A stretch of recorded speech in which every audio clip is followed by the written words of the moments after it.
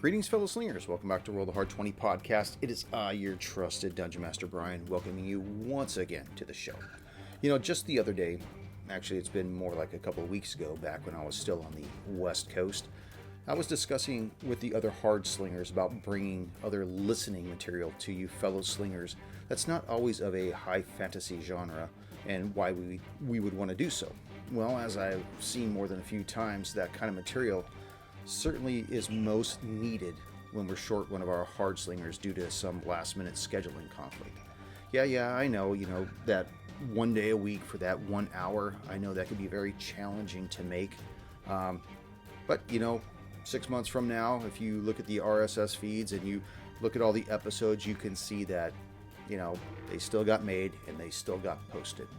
Anyways, although we don't always have an alternative system or a scenario in the chamber, which we'll be correcting as we move forward, we always have hard slingers that have hot mics and are ready for another segment of Rolling for 20.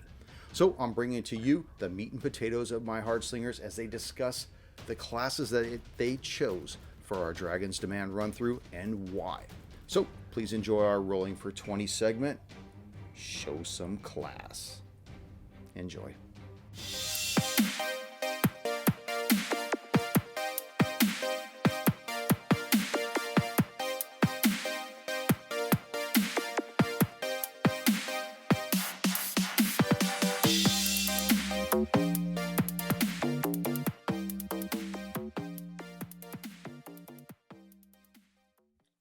That recording voice is so sexy.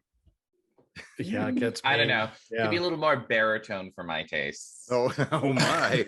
A little. Motherfucker, recording in progress. Not Samuel L. Jackson. Oh, it's my beer. Anyways, are we ready? Yeah, Let's we're do ready. this. yeah.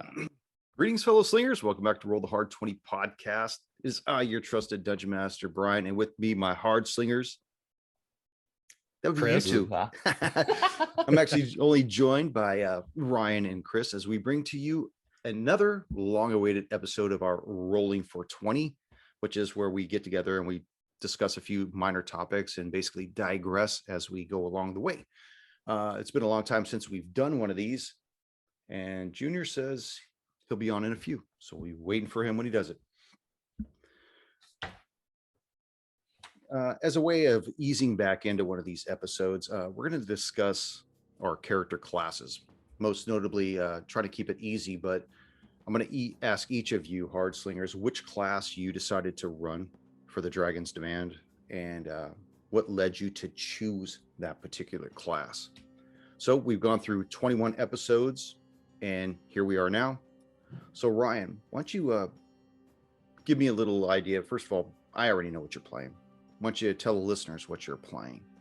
So Warren is a human warlock, and his pact is the Genie Pact, which came out in Tasha's. I think it's like been 6-7 months now. Ironically, I think that book is older than that. I think Is the book older than that? I don't know. It just seems like it. It's hard to tell. Time has just been ebbing and flowing as we continue this ongoing. Right. Well, let me ask you this: was picking a warlock, was that your first choice? Or were you torn between one or more than one? I was thinking of a couple of different ways. I think probably the linchpin of how I settled on playing a warlock of the Genie Pact was actually how Warren got to be introduced to the party. He was basically trapped in his ring. I like that story too. I mean, it's not a spoiler at all because if you've been following along, Ryan joined us a few episodes into the show as Kush was preparing to segue out. And like I've said so many times, Ryan's an awesome addition to the show. But yeah, it was cool that they found the ring that Warren was in. Continue, please. So the other options I actually was considering a druid, possibly Circle of the Wildfire, which would have been explosive.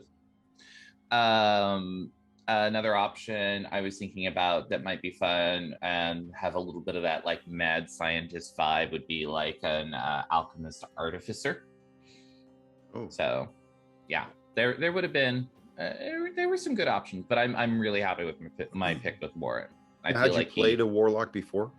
I have played a warlock before. Only once. I actually played through the Princes of the Apocalypse campaign, 5e campaign module as a tiefling celestial warlock named Cyrano. And I had a blast with him. It was all Cyrano. about Cyrano. Cyrano. But it was a blast. I think I wound up playing him from level 1 up to it was like level 12 or so. So I got a really good taste of like the warlock's power and such. Yeah, he's like way OP, which is I think one reason why a lot of the monsters like to focus fire on you, because you do a lot of the damage to them. Kind of like a payback kind of thing.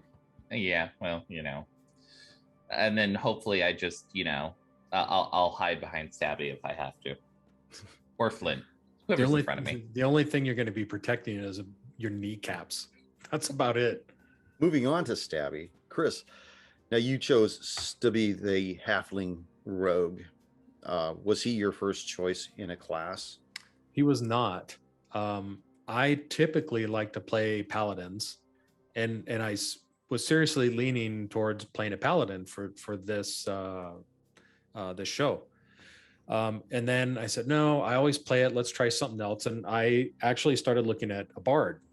And the more I read about a bard, I think I was going to have an exceedingly difficult time playing that character, in this particular campaign. A lot of reading that I did, they're not necessarily party or DM friendly. It's just more difficult from the reading that I had done. Now that's obviously no reflection upon you, because I think you would have made it work. But I think that I decided, you know what, I'm just going to skip the bard for now, deal with it later. And part of it too is, I had a very long hiatus of playing D&D. So this is, coming in to play with you guys in the show was a way for me to get back into it. I ended up just landing on the rogue as kind of my third choice, never having played one. And I was intrigued by the stealthy nature, being able to intimidate, things like that. That's most likely after we kill Stabby, you could choose either the paladin or the bard at some point. We'll just feed him just yeet him into the dragon's maw. Right. Now, because I've got a few questions here as I'm asking my boys here. I also want to know which aspects turned out to be better than you thought would be, and which aspects of that particular character let you down. I'm gonna start with you this time, Chris. For me, I'll start with the bad. He's a pin cushion. Yeah, he likes to soak it up, man. And that's hard. I think for a rogue, especially, supposed to be stealthy, frontline combat. No, they're not supposed to be frontline combat. Well, no. Well, if they stealth into combat, not frontline like a meat shield, but being able to stealth into frontline combat. It's great, but like I say, he's a pincushion. He goes down quick. So I found that I have to really, really pay attention and be a little bit more reserved in the play style of that character. And then as far as what I really like about him is the mix of being able to use some intimidation tactics to get what he or the party wants. I'm looking forward to more interaction with the town folk and folks outside the dungeons to kind of stretch those wings a little bit more of that character class. Yeah, when you guys finish with the Blood Vow lair, eventually you're going to have to go back and report to the Baroness and let her know, everything that's gone on in the lair and what you've discovered and things like that. And then you'll start finding yourselves interacting again with the common people, which I'll personally have to stop finding my voices again for all those people. Ryan, what did you find that went better than you thought it would go for your character, and things that kind of went off the rails? I don't know if I would say that anything has gone like so far off the rails. I've played D&D and I played 5e. Actually, I think 5e is probably the edition that I've played the most of. And so I'm pretty well aware of Warren's and a Warlock in general's strengths and weaknesses. Obviously, his inability to take a really good hit, and then also to, as happened at the end of our last session, Warren should not be the trap finder. No, we should get a rogue for that. I know. Ideally, a rogue that can actually see in the dark. Yeah, I know. It's crazy. Yeah, but let's be fair. That's not a class attribute. That's a race attribute. That's the one thing that I wish I would have chosen a different race. Oh, you're gonna start getting racist now, huh? So, hey, welcome, Junior. What's going on? I would say the best thing about Warren, really, I like how he brings a completely different dynamic to the party. Like in classic D&D genre, there's always like the fighter, the rogue, the wizard, and the cleric. And so and each one of them fills like these very like niche, very specific roles. I like totally mixing it up. So just as an example is another game that I had played in, they kind of needed a tank. I didn't want to play a fighter. So I played a Circle of the Moon Druid, and I was very frequently a large bear. And I've seen people do that too. Yeah, like where they play the Druid and they just morph into like a large snake or something and start going. That was another one. And so because of that, like I kind of got the sense that the party would do well from someone with a more arcane bend, but could have played a wizard, but a warlock is just, I think, more fun. And also warlocks get more weird bags of tricks. Yeah, it definitely lent a lot of flavor to how you were brought into the adventure path and all that other stuff, plus your history, you know, how you're connected to Tula Belhain. Junior, when you first were picking Flint, did you have more than one class that you were thought about doing, or was it always just wanted to do a dwarf? I'm sorry. Wanted to do the Druid. I apologize. Or the race. Yeah. Well, when I did, I'm running a Druid in another campaign that we're doing, and he's fun. I just didn't want to have to do two Druids at the same time. So when I did Flint and I went with the dwarf, I actually went with the mindset of having a kind of like a Viking dwarf, you know, with like the attitude and the spice in him. But I didn't want to make him just bloodthirsty. I wanted him to be more of like a medic type, where he was more aid to his his other combat people. So that's kind of like how I wanted to twist it, where Flint's not the main frontline battle, you know, tank kind of guy, but he could take some beatings, but he wants to make sure everyone on the battlefield himself is taken care of. Did you ever think about playing a different class, or was it always the Druid? I just thought it would be different. I mean, just playing the dwarf itself. I think my Druid in the other campaign that we're doing is, what was he? He's an elf, a wooden elf, if I could remember. You know what was funny was I actually was looking through the book. I'd have to review this, but it was that wasn't Cricket, was it? No. That was I'm trying to remember. Then you had Fuego, which was actually kind of a funny thing. I did him as a pre-gen, and he ended up being a Tiefling. What was he? He was something spellcasting. Sorcerer? I don't remember, honestly. I try to expunge all of that AP out of my mind. That cursed AP. Yeah, but Well, it was interesting to play either one. Spellcasting's definitely been something of a challenge for me to try to do, since a lot of my characters were kind of tankier. You're talking about the Carrion Crown. Yeah. Okay, that was Oust, wasn't it? Oust, yeah. Okay. As I catch you up to the rest of this, what turned out to be one of the better aspects of the character, and that you thought would be, and then what let you down as far as that character, as far as his class is concerned? Class wise, being a cleric, I like the healing aspect, but unfortunately, being a low level healer, it kind of seems like a lot of the things I either have to be in range of you, like either touch or a certain amount of feet to kind of give you healing power. And it's kind of hard because, like I said, when I first started, I was always a frontline fighter. I was always a tank. So not trying to get into the heat of battle and trying to stay back has been more of my problem as operating my character. But because you always like to be right up front. I like to be up in the front of the thick of shit. But and for those of you that don't know that, go listen to Riders on the Storm. Yeah.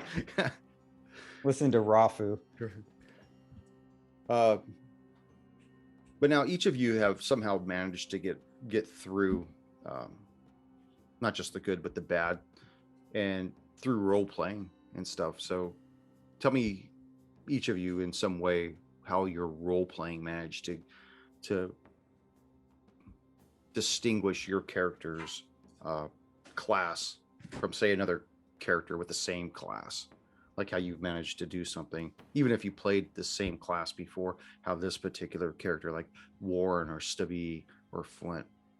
Let's go back up to you, Ryan. How has your role playing distinguished your Warren from anybody else's Warlock?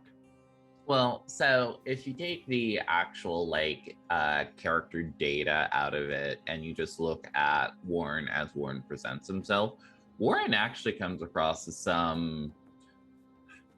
Warren actually, like, my whole mental picture of him, and you'll actually see from the art as my background, comes across much more as like a wizard, or he comes across as like a nobleman who likes to dabble. And so that's one of the ways that I've tried to portray him a bit, is he's a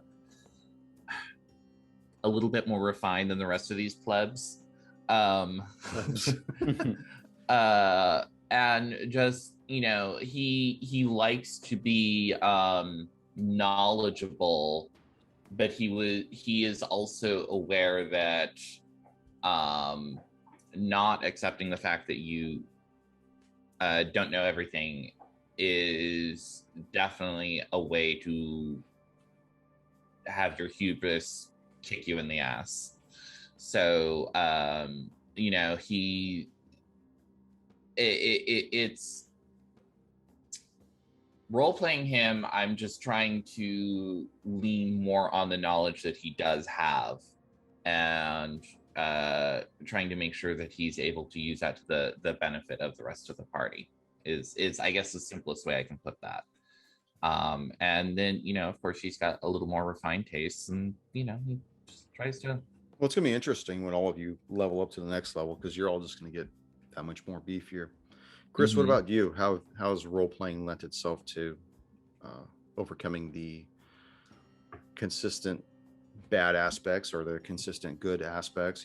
How they manage to mesh together, because he's done a lot of role playing, getting in people's faces and shit. Even that ghost back in the collapsed tower, making him, you come out here now. Remember, you wanted to make him come out of the jail cell. Yeah, threatening exactly. him. It didn't work out so well. Yeah, I think playing that character, kind of a more in your face, a little more forceful. He expects that people do what he says, and that's not quite how it works. So I think continuing to play that character, that he's in your face, trying to get people to do things just because he says to do them sets him apart a little bit, from other characters that may play that class. What about you, Junior? How's Flint's role playing? I mean, I gotta be honest, as Flint being the healer, he's done completely selfless acts that, I mean, a lot of people don't like doing as far as playing clerics, because you're just the shop band-aid at that point. But I mean, you've managed to like keep yourself vertical as well as healing people while you're doing stuff, and go standing in front of a Sirkin when he's down with your shield up and shit, okay, we're, pull back into the hallway, let me heal this individual and bring them back up, or stabilize this individual. That's been really awesome. I mean, well, it's been kind of nice. I know Stabby has given me multiple opportunities to either save his life or give him some healing, but Sirkin as well, even in the last I think it's second to the last episode, he doesn't want you to feel left out. He wants you to know that you have a usefulness. I have a meaning, Yeah, I got a you meaning gotta as a party member. I gotta keep practicing. He's back there cutting himself. I think Flint actually came more alive and getting more comfortable in his role when Sirkin did go down in kind of like our ambushed area. I mean, there was no real way to get him out and retreat. So when he fell, he kind of took the position of, all right, well, I got to stabilize him, screw these arrows that are, darting at me and taking two in the back. My job is, I need to take care of my friends. And, that act alone, like that showed great role playing, because you didn't just heal him and move 20 feet or, move 5 squares, or, you kept it all like in the narrative. Now I go over and heal him, I drop to a knee and I give him partial cover. That right there, that's a gold doubloon. Done. Handled that. Yeah, I love I think, what you said, that he's playing selfless as a cleric.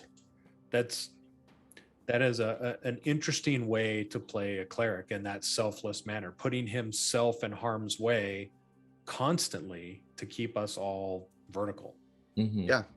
Actually, it is something you would almost expect to see more of, like a paladin. Yeah. Stereotypically speaking.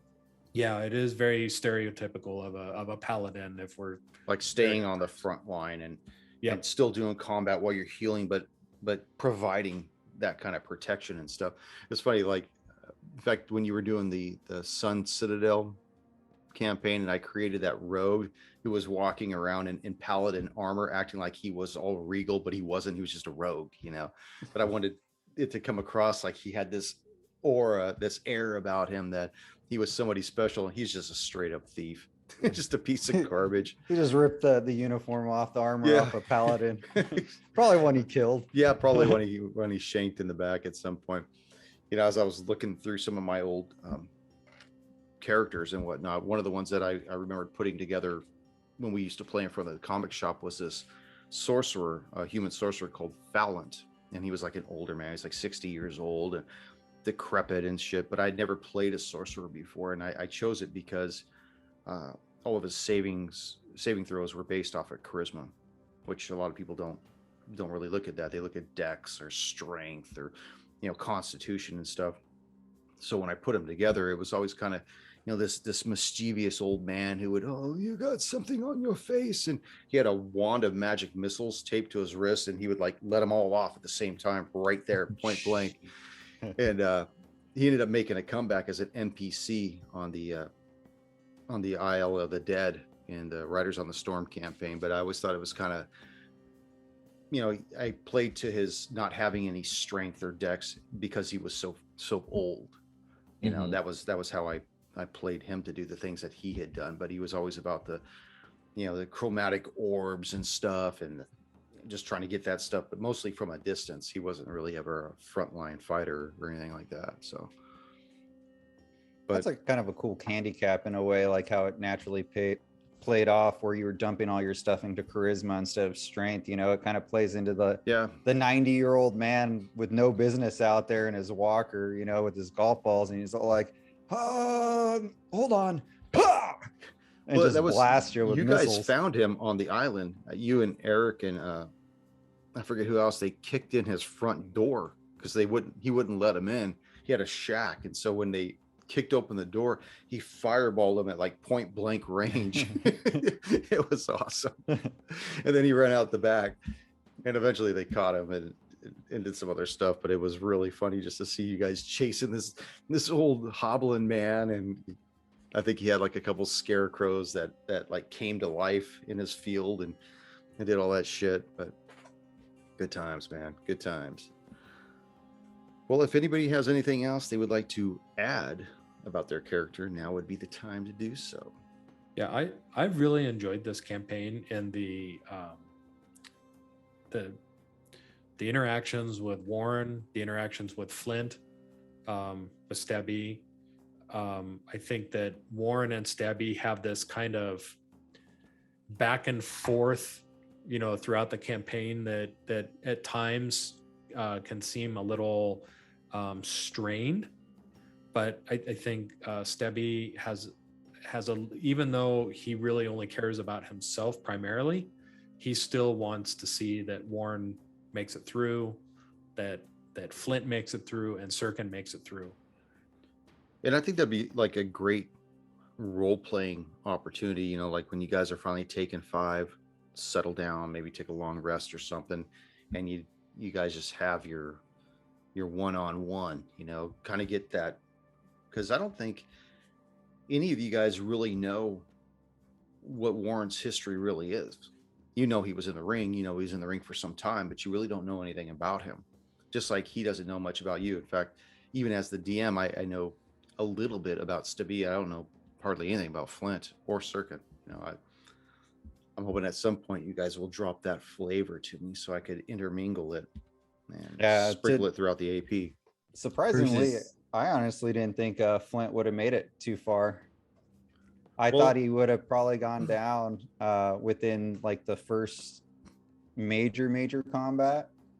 And I was surprised that he did so well. And I mean, I think it's because I've been trying to keep him away from the front line, more or less. He did really well. And I know like when you guys first went into the collapsed witch tower and you were fighting like the large worms, and then you were fighting a few other things in there, I was like, I saw Stabby go down more than anybody else. And I don't know if it was because he was blind in the dark, because I think at one point he was riding on somebody's shoulders and he had a candle in his hand. Yeah, he was riding on my back. It's like they couldn't help but say, okay, well, let's go for this guy because he's the beacon. He's the dinner at this point. He's got a target on him. Yeah. You just lit up the room and we're going for that guy right there. But I like seeing how the characters have developed even over 21 episodes, and that's been really cool because you guys are the homeboys. You guys are in this thing, and we keep on going through it. I know we keep talking about having like other venues and maybe doing shorties and stuff, or if somebody can't make it, we have something in reserve that we could start running something. And I think that's great too. You'll see how everybody interacts is in a different format, like a different game or a different set of mechanics, or even with a different GM. If somebody else, like I know Ryan, you do Starfinder and stuff, you're probably the most capable of us to GM a one-off Starfinder or something, well, either way, I'm still studying it up anyways, but I mean, just to do stuff like that, or even do like a short Delta Green. I know I keep pushing that because I think that game is so fucking bitchin'. That game is just fun. Junior could attest to it. He had a blast doing it too.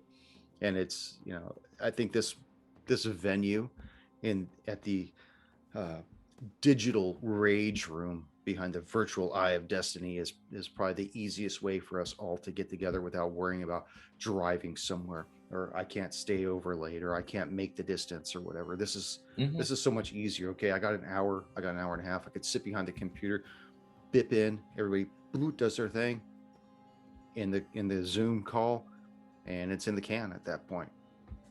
And so it lends itself well for us to put more things out there, I should say, especially on the times when we can't get everybody together.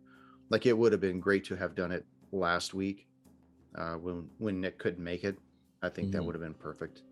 So for all you fellow slingers out there listening, we will have something eventually ready for you in whatever venue we settle down on. So I like the mix. I think we should. I think we should always add something because we want to keep it fresh to some degree. I mean, even like Vampire the Masquerade, which I've never played and I don't own one single piece of literature of that game. But I'm just saying anything that somebody wants to play that we think that would be good listening, that people would like to hear us play because we have that much fun.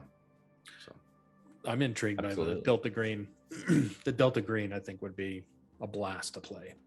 It is. It really is. That is one system I'm completely unfamiliar with, so that would be interesting to learn about it. It's not difficult to learn.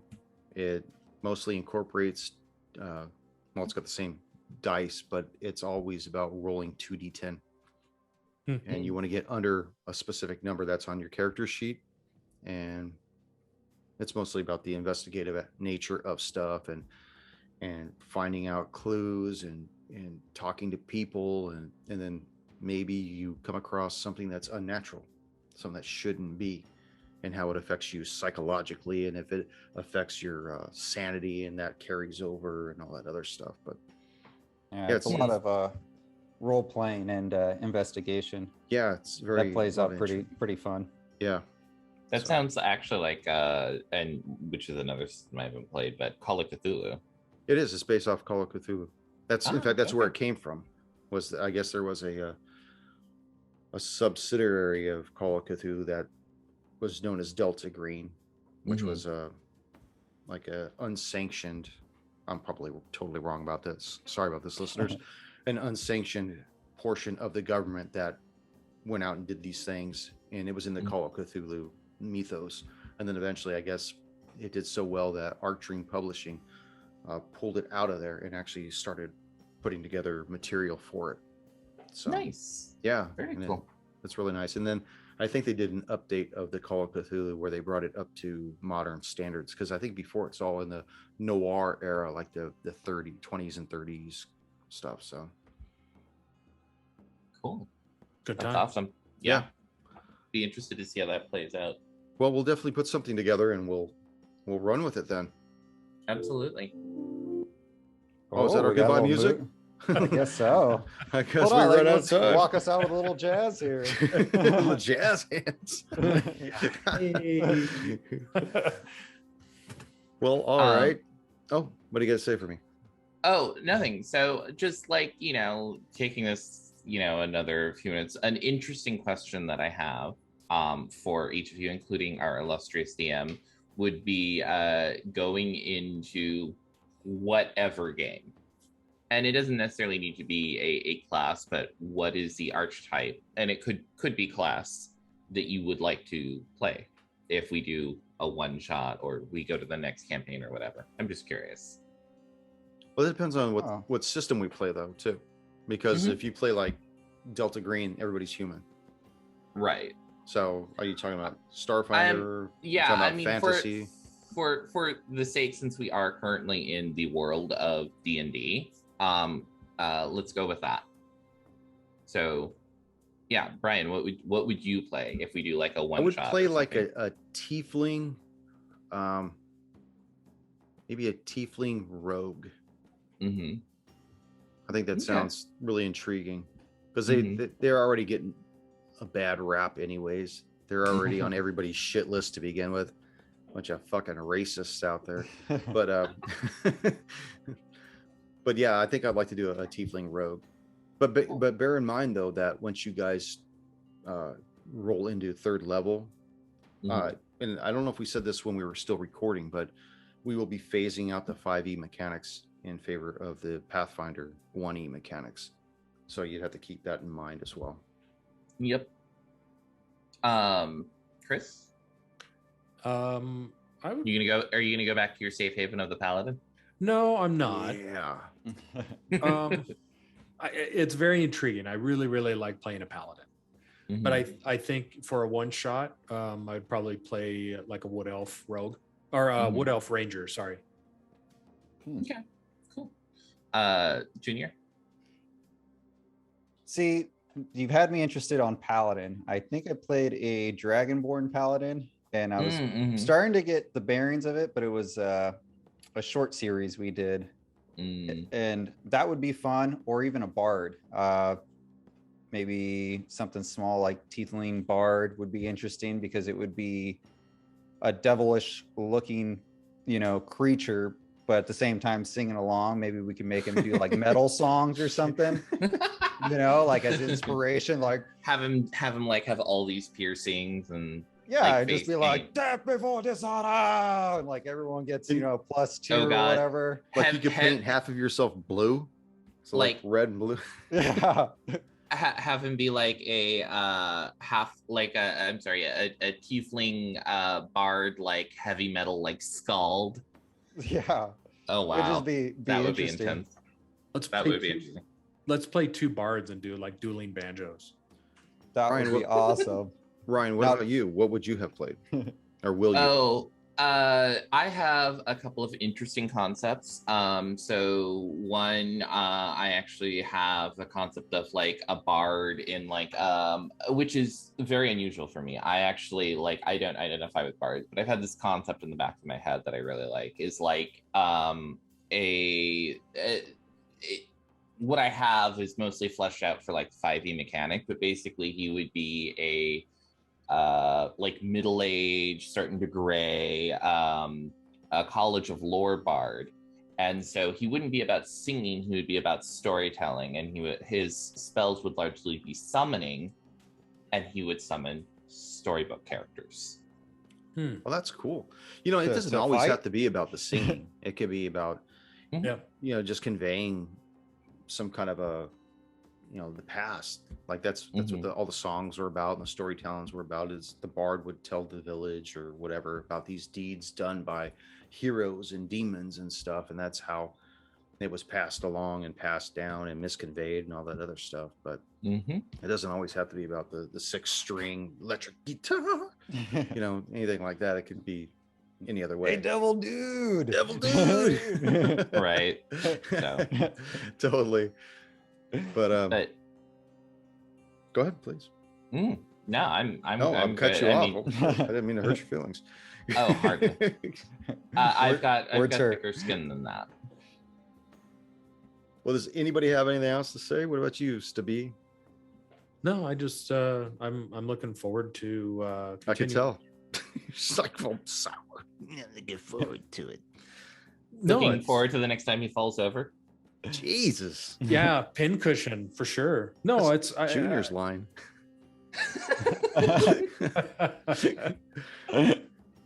No, I'm really for me, I like the mix up of the shows, doing this, doing the show, looking at other systems as well.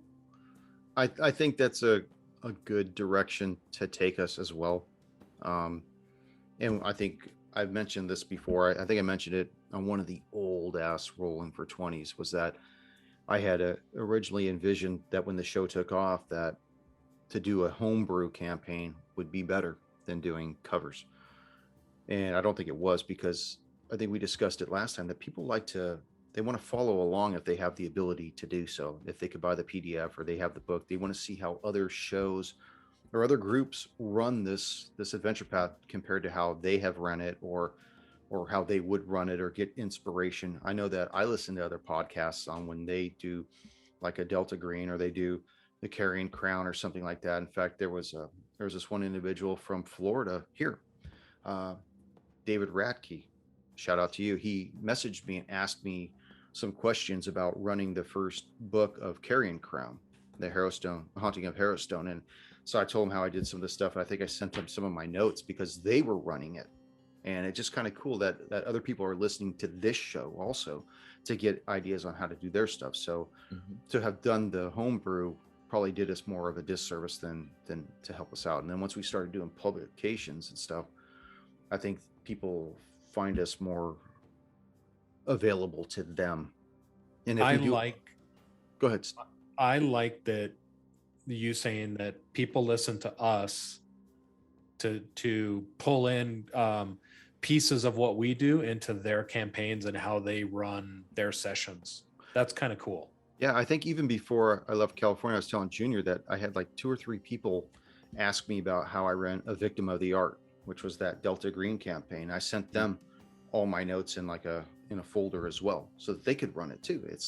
And that's really cool. You know, the people listen to the show, and you know, I don't know what it was, but we got a few new subscribers on YouTube this past month. I was going to send that over to you guys too, that screenshot. But that's just cool. I mean, we're not hitting it out of the park, but we've got a steady, progressive following of people, and it just, you know, it honestly, it would take 1 or 2 people that had what they wanted to hear, pass it on, and it would just blow up like wildfire. Yeah. And you know who I'm thinking about? You know who I'm thinking about, right, Junior? That one podcast we used to listen to. Yeah. They had one guy listen to it, and it went through the roof. Yeah, just getting into proper channels. But real quick on that Delta Green, was that the one that we did the research about nuclear power plants and stuff like that, or is that a different one? No, that was a different one. That was a homebrew one I did. Oh, okay. But yeah, I was researching something for the San Onofre power plant, because this one took place right across the street from it. So I was pulling up all these satellite photos of the power plant. Keep in mind, we're doing this on like working operated hours. So we're laughing because we're looking it up, and our whole screen, we had windows and tabs open, and it looked like we were planning an attack of something. I was like, I hope this doesn't get flagged, because we're looking at like access roads and back roads and just distance to the you know, power plant, and you know, what's this building over here? What can possibly go wrong with this? Right. Yeah. I'm sure we lit up every spy satellite in the Western Hemisphere, but I had a great time doing it. But yeah, you're all on a watch list now. Yeah, we're on a watch list. I hope they pass it on to somebody then, if we are. Right? You bet.